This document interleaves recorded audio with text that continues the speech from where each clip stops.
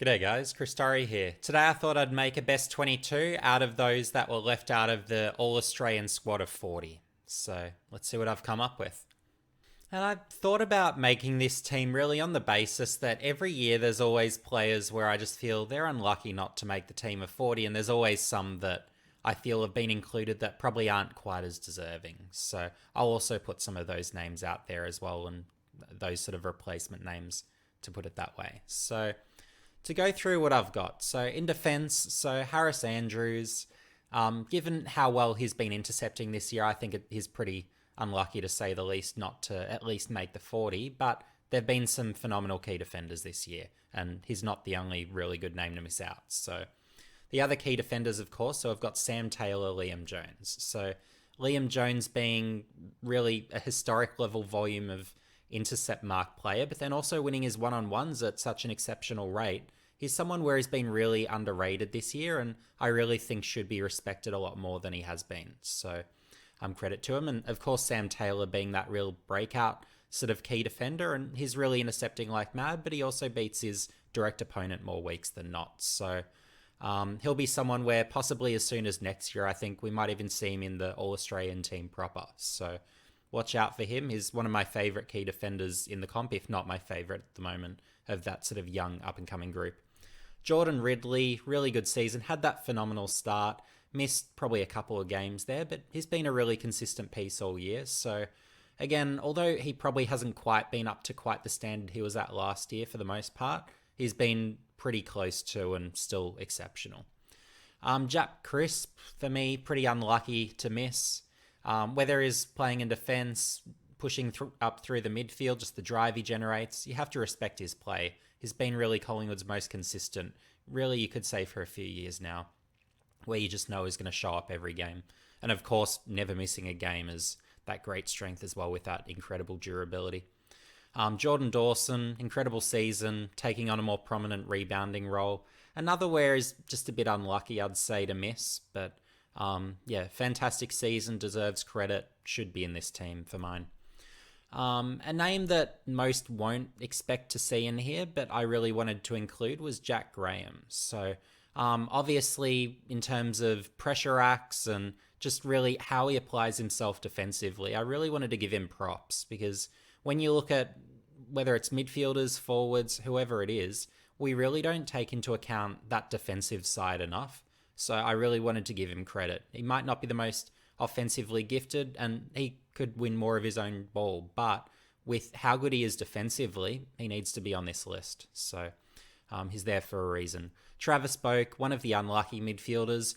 For me, not the most unlucky. There is one particular name that I'd say is even more unlucky, but Boak certainly deserves to be in that conversation and needs acknowledgement for the purposes of this team, no question about it. And it's incredible that he's doing what he is at his age as well, just being so consistent, showing up every year, just delivering. Credit to him. Zach Merrett, I was probably hoping for a bit more from him this season, but look, he's been a really good mid. So, and really for the purposes of this team, I don't care if they're inside or outside midfielders. Of course, Merrett plays more inside, but he's got the skills where, look, you could stick him on a wing and as a part of a rotation, that's fine. So I'm not too picky with the best position parts like that, as some might be with sort of their All-Australian teams.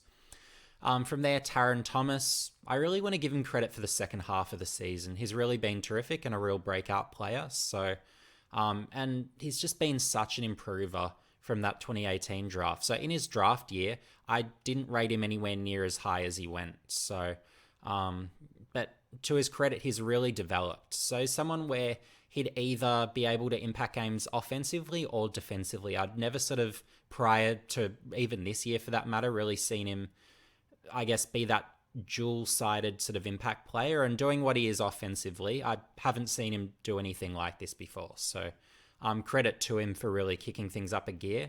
And it's one of those stories where you've got a veteran leader like a Ben Cunnington who really just sort of takes him under his wing and really helps him develop those contested components. And so it's been really good to sort of see his progression in that respect there. Aaron Norton, for me, unlucky, but of course had that incredible first half of the season, but has dwindled off in the second half. But in terms of key forwards, he'd be that next guy I'd have in without a doubt there. Zach Bailey, unless you watch Brisbane every week, you might not sort of be as aware of him. But yeah, fantastic season. Whether it's sort of forward, mid, he's just a really good piece. So make sure you watch him during the finals series because he could be one of those match winners potentially. Cozzy Pickett. So probably not too many people talking about him, but I really think there should be more talk. So he's really been doing what McDonald, Tip and Woody should have done in the second half of the season, where in terms of as that pressure forward, for me, he's possibly even, as we speak, that premier pressure forward in the competition. And he's hitting the scoreboard too. So he's doing the things that you want from a small forward. And frankly, for me, he'd be in my sort of first choice All Australian team. So the fact that he's outside the 40 for me is actually disappointing. As a neutral, I'm not a Melbourne fan, but credit to him. I've really liked his season, and his progression this year has really been phenomenal. So as with a number of the young Melbourne players for that matter in that really strong group. So then you've got Charlie Dixon, been really solid again this year. Not quite what he was last year, but he's still that contested marking force, and he's going to get his 2 goals a game. So, yeah, respect to him. Jack Riewoldt, phenomenal, still seeing him playing the footy that he has this year. So, again, for the purposes of this team, probably not for me either in that necessarily All-Australian 40, but yeah, for me, certainly in terms of that next group out of that, for me, Riewoldt should be given that sort of acknowledgement. Brodie Grundy, look, I'm not mad that he's not part of the 40. Sean Darcy obviously has really come good this year, so I'm happy to have him left out.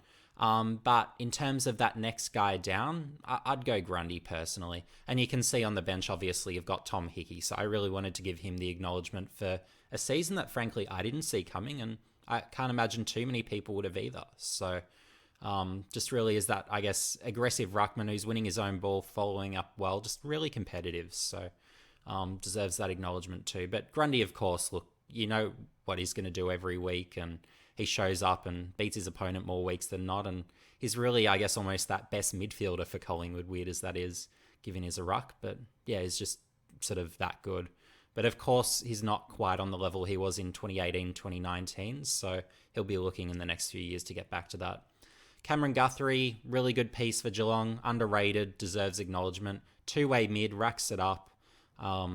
Yeah, just a really good piece. So it has to be here. For me, Tom Liberatore, he'd be probably in my All-Australian Best 22 if I was to create one. So, yeah, just really liked his season. What he's doing at stoppages, both in terms of winning it firstly, but also defensively with his tackling, his pressure, just all the pressure acts. He's been really influential what he does in and under. Just really an underrated midfielder based on what he's doing this year. And for me, really, he should have been certainly the first midfielder out of these that I'd be putting in, replacing really most of the midfielders for that matter. He'd be probably a top, I don't know if I'd say top 5, but certainly top 10 midfielder in the comp this year. I'd be saying of Libba just what he's doing at stoppages and defensively. And another who's been a beast defensively as well is Ben Keys. So again, as with a Libba and a few others for that matter, as with a Graham, you're really getting all those pressure acts. He's applying himself defensively, tackling lots. So you love all those components, but he's also got the endurance. He's racking it up around the ground as well, wins his own ball to a high level. So underrated mid. If you don't watch Adelaide, you might not notice him, but yeah, really good player, and I just wanted to acknowledge him in this capacity to say, hey, he belongs in this conversation. Others I've got on my bench, so Nick Hind, didn't see this coming this year in defence, but breakout player, breakout season. You could possibly name him on the field if you wanted to, but he's in this sort of conversation where, again, deserves to, even if he's not necessarily in that sort of squad of 40, and I wouldn't necessarily have him in there either, but for that next group down, he's in there for me. And then you've got Luke Bruce. So consistent as a forward, you know what you're going to get. He'll get his sort of 2 goals a game, great kick, does everything you expect of a small forward. So again, deserves to be in there. Some I closely considered, and you could consider these guys unlucky and you could replace them with really anyone. But Goey, look, slow start to the year. First half was very inconsistent and nothing to sort of write home about. But what he did in the second half, credit to him. He was really influential and possibly even Collingwood's best player. So does deserve sort of, I guess, that acknowledgement there. But would I have him ahead of anyone sort of I've got in here? For me, it's a no. Others might, and that's fine if you do. But for me, just there hasn't been enough of the season where De Goey's been dominant to say, if you look at the season as a whole, that he's necessarily ahead of anyone. So that's my take there. And then I could say similar of Shea Bolton. So when I did my mid-season All-Australian team, Bolton was actually in there, and I really loved what he was doing. But a bit like De Goey, and it's the opposite story. It's been his second half where he's really dropped off. And look, based on that, I can't quite put him ahead of those others that I've included. But look, nonetheless, really good player, great first half of the year. He's a difference maker. So as with a De Goey, respect his game, really like what he does. But yeah, you need to do it for a whole year if you want to be an All-Australian, that's for sure. Joe Danaher, look, some might put him above a Charlie Dixon. For me, I'd have him behind, and same with behind a Rewalt and a Norton this season. If I was, and probably Dixon might be the first I'd take out if I had to take out one from my team, but if I'm to compare a Danaher, I'd say he's not that level of contested mark, and also defensively I'd say he's a little bit off where a Dixon is. So given that, he's not in my team. But again, he was someone where certainly I had to give him consideration because he's not too far off and is probably that next key forward I'd pick. And then Josh Kelly, look, reasonable season, and he hasn't been a mid the whole time, so that has to be taken into consideration also. But when I look at the others I've got ahead of him, look, I just couldn't sort of identify a single player that I'd necessarily say, yeah, Kelly's had a better season than them. So if you compare him to, say, a Keys, no, he's not winning as much of his own ball, nor is he nearly doing as much defensively. So, yeah, for me, Kelly's a no, but he might be in some other people's teams, and that's fine. And some that, if they played more games, they'd be in there, and that'd even be considerations for my own All-Australian team for that matter. So, Ben Cunnington. So, he's been really improved, and until I really took the time sort of in the middle and latter half of the season to watch a bit more of North Melbourne, because I tend to, although I watch all teams, I do spend a lot more time watching the good teams, basically. So if I know you're sort of a wooden spoon sort of side, look, I'm not going to watch nearly as many games as I will of those better teams. So, but look, in watching Cunnington, so he's been doing everything he does in other seasons, firstly, being that dominant contested ball winner. He hasn't actually dropped below 10 contested possessions, yet has had a few with more than 20 impressively. And what he does by hand, phenomenal as well. And probably even best in the comp level. But his kicking has really been good this year. So with the man on the mark rules, it's really sort of allowed him to actually utilize his kicking on another level and really kick some bullets. So yeah, he's been really important for North Melbourne. And yeah, if he played more games, look, he'd be in the mix for my All-Australian team, but he'd be certainly in my squad of 40 had he played the whole season. So really wanted to mention him.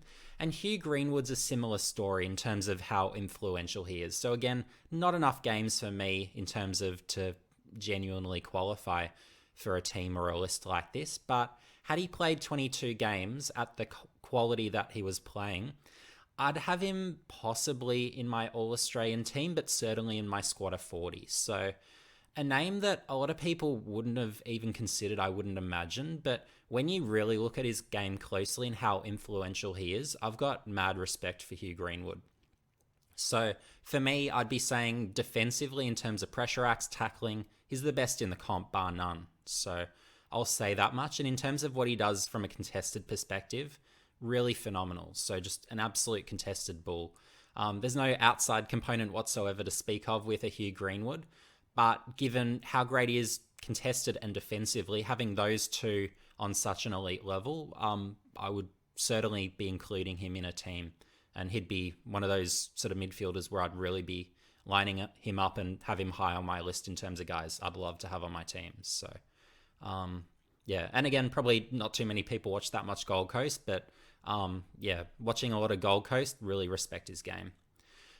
Shannon Hearn. So again, not enough games to qualify, but when he's played, look, he's possibly even like a best 22 out of everyone in the comp type, where he'd be on the edge of, if not just inside my All-Australian defense. So And it's because of what he does, firstly, as a rebounder, but secondly, as an interceptor. So, elite interceptor, elite kick. So, having those components, I really like him still, even at his advanced age. So, yeah, he'd be probably going on, 35-ish. So, phenomenal. He's still as good as he is. And looks like he's still got another few years based on how good he is. So, really valuable piece still. And Taylor Walker. So, first half of the season, he was a shoe-in to be an All-Australian key forward. He was the informed key forward in the comp. But, look, missing the games that he has, dropping off sort of the second half of the season. I'm someone where I'm of the view that availability is the best ability. And if you're not playing those games, and you're missing quite a few, well, it just makes it hard to justify selection. So, and... yeah, so for me, Walker's a no. I'd have him behind the others. But, of course, what he did first half of the year, sensational. So, yeah, incredible season given, I guess, where he was at last year. An incredible rebound. But in terms of his long-term future, well, of course, his comments won't necessarily help him necessarily stay as long as he might like or be considered as favourably as otherwise what looked like a great season until that point really did. So from there, you've got Shane Mumford. So, of course, not enough games to qualify, but he was one of those guys where here's the difference between winning and losing for Greater Western Sydney. So the fact that he's retiring, look, that's going to hurt Greater Western Sydney. I really didn't see this season coming from Mumford, but when he's been out there, he's still a difference maker. Just whether it's what he's doing in terms of contested, it's just that presence around the ball, still tackles like a monster and really does damage. So... yeah, look, a Mumford I'd love on my team, and you could even say you could have him above a Grundy or Hickey even, had he played the 22 games and was at the level he was at, because he's still playing that sort of level of footy where he's in that conversation. So, but it'll be sad to see him go. Obviously, one of the great ruckmen really we've had in this sort of recent sort of era, but yeah, it is what it is, and his body's obviously breaking down, and it has been for a long time for that matter. So, and then, of course, you've got Dusty Martin. So, again, not enough games to qualify, but again, he's someone where he's still a difference maker. And yeah, look, if he played 22 games, he'd be in the mix and someone you'd consider. And I'd say the same in Nat Fyfe. Again, too many games missed, but yeah, look, with more games played, he'd be in the mix. Still a really good player. So, and I could probably even add, say, a Patrick Dangerfield too. But again, not nearly enough games. So, didn't bother including him either. But to go on here, and I could even have a Jeremy Cameron, I could go on with other names, but basically these are the ones that were that next tier of, look, had they played more games, they might have been considered. Had they played another roughly 5 each, they could have been in the mix. But names that I'd replace from the All-Australian squad of 40. So it's harsh sort of saying this guy should be in instead of this guy, but look, if you're going to make a case for, if I'm going to say Tom Liberatore would be in my All-Australian team this year, look, you need to take someone out ultimately. So that's why I wanted to do this exercise too. So first player I'd have out. So Jacob Hopper. Look, fantastic mid. Love what he does contested. He's a beast on the inside. But has he been more influential than Libba this season? For me, no. Not even close. Look, Libba's been really... one of, if not the premier, both contested guy and in terms of what he does defensively around stoppages, he's been a huge difference maker. So if you put Hopper on the Dogs, he's not doing as much as what Libba has this year, period. So yeah, for me, that would be the first change I'd make. Jake Stringer, and look, this isn't by any means like a direct positional switch, but nonetheless, Harris Andrews for me really has to be in that squad of 40, just given what he's been doing as that interceptor this year and rebounding well. Defensively, look, he hasn't been as good as he has been in some other years, but he's still been more than adequate in my opinion. So, in my opinion only, others might disagree and have other expectations defensively. But yeah, look, for me, Jake Stringer, bit erratic. Obviously hits the scoreboard, but doesn't nearly find enough of the ball. So for me, he'd be in that almost Jordan to Goey camp where, look, he's a difference maker when he's on, but he's not always on. So... and he's had that good streak of form, but for me it's a bit too much probably recency bias and probably overstating his relative influence. Perhaps that might get some Essendon fans wound up, and my apologies if it does, but when we're really comparing this caliber of player, there are nuances that separate players. And look, with a stringer, he really needs to do more defensively, but also find and win a lot more of the ball than he does to really be that certainly All-Australian caliber player. And even for me, that sort of, I guess, squad of 40 player. But personal opinion, if you've got different opinion, that's completely fine. But that's my take anyway. So Lance Franklin, look, he's been great when he's played, but just I'd like to have seen more games to be able to justify having him. That's where I stand there. And who I'd have in for him, I'd go Norton. So for me, Norton, he's had the better season and he's played more. So personal opinion, but yeah, that's the change I'd make there in terms of the key forwards. Bailey Dale in defence. Look, a lot of people have loved his season, and fair enough, but there's been more who find a lot more of the footy and do more damage. And for me, I'd be going a Jack Crisp over him personally, where, look, he's just done more. He's been more productive, generates more drive, just does a bit more and a few more things to a higher level. But to Bailey Dale's credit, look, phenomenal season. You'd be sort of in this next squad here that I've created here if he wasn't in the 40s. So for me, it's not sort of like he's had a bad season by any stretch of the imagination. But for me, there's been a few general defenders that I'd say have had better years. So personal opinion thing, but fair enough there. So Bailey Fritsch, I wouldn't quite have him in there. Look, he's been kicking his 2 goals a game. That's a fantastic return. But for me, Cozzy Pickett's the pick. Where in terms of what he's been doing defensively, he's had more of an impact on winning, I'd say, ultimately, is the difference there. So, yeah, look, it's switching a Melbourne forward for a Melbourne forward, but Pickett, for me, has had the better season. Others might disagree. That's okay.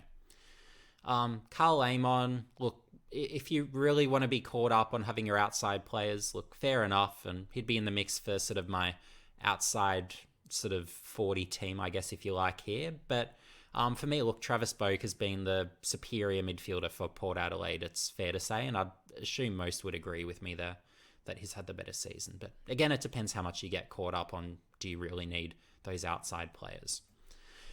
Callum Mills, for me, look, and it's not a direct positional switch. Of course, Mills has been playing through the midfield, but for me, I prefer what Jordan Ridley's done in defence. And if you compare Mills to what some of the other mids have been doing, look, for me, he's not quite there, but not far off.